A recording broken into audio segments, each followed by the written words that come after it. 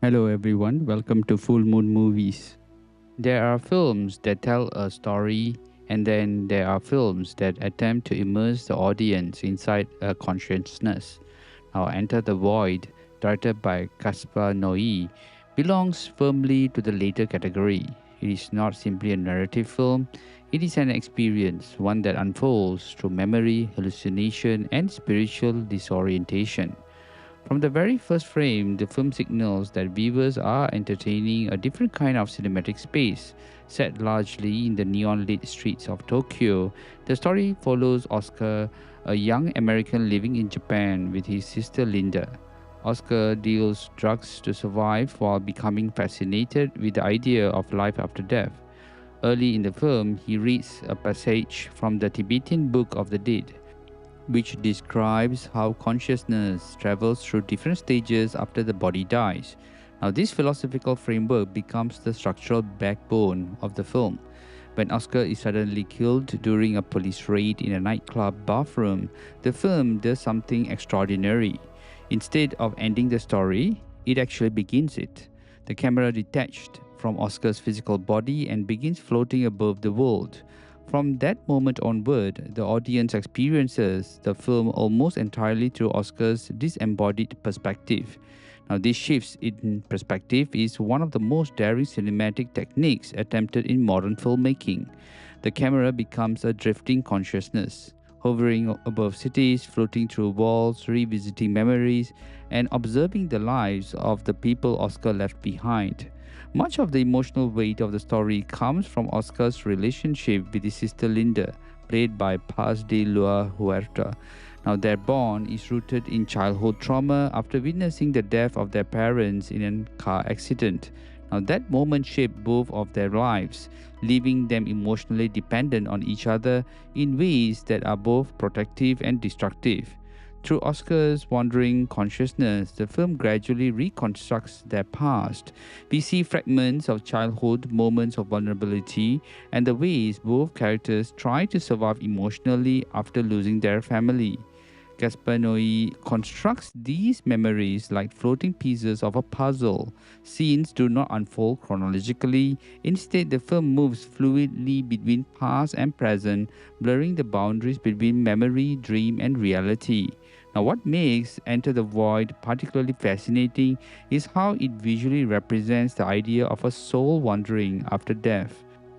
The camera glides endlessly through Tokyo's skyline, drifting across rooftops, through apartments, and into nightclubs illuminated by pulsating neon lights. Now, these visuals transform the city into a surreal dreamscape. Tokyo at night becomes a labyrinth of glowing colors, flashing signs, and hypnotic movement. The city itself almost feels alive, as if it is actually reacting to the wandering spirit observing it. The cinematography, led by Benoit Debe, pushes the boundaries of what cinema can do with perspective and movement. The camera rarely cuts into traditional sense, instead, scenes follow into each other through long, continuous movements that mimic the sensation of drifting through space. At times, the camera floats above the city like a detached observer. At other moments, it plunges directly into the memories of characters, entering rooms and hovering behind people as they speak. Now, this technique places the audience inside Oscar's consciousness rather than outside it.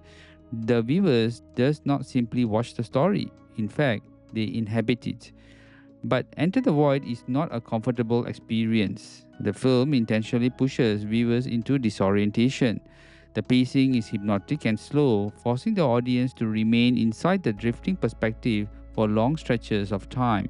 Now, this approach can be challenging, but it also creates a unique emotional effect. Instead of traditional storytelling tension, the film generates a meditative atmosphere. It encourages viewers to contemplate life, death, memory, and the strange persistence of consciousness. Thematically, the film is deeply influenced by Buddhist philosophy, particularly the idea that death is not an end, but a transitional state.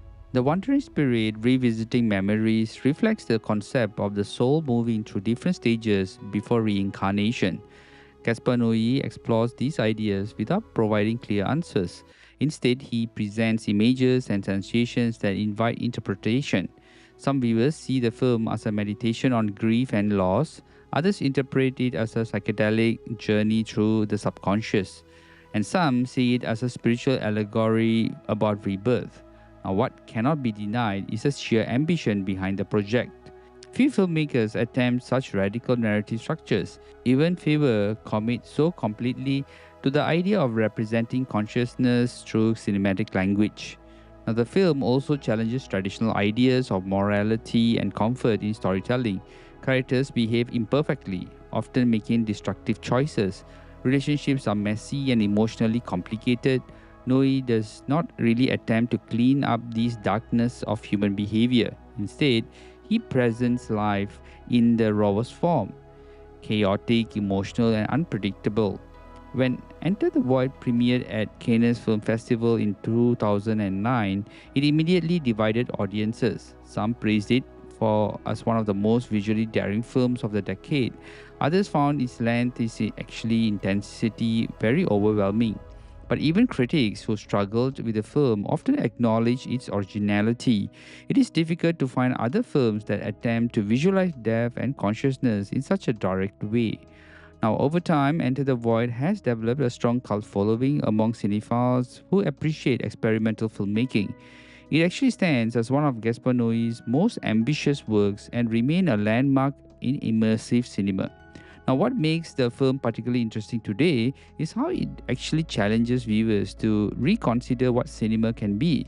Instead of simply telling a story, it transforms films into a sensory journey. Now, the floating camera becomes a metaphor for the persistence of human memory. Even after death, the fragments of our life still continue to echo through time. By the final moments of the film, the wandering consciousness appears to have a complete its cycle, suggesting the possibility of rebirth.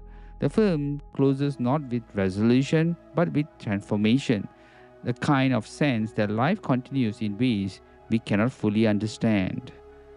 Now, this ambiguity is precisely what makes Enter the Void unforgettable. Now, this movie is a must watch.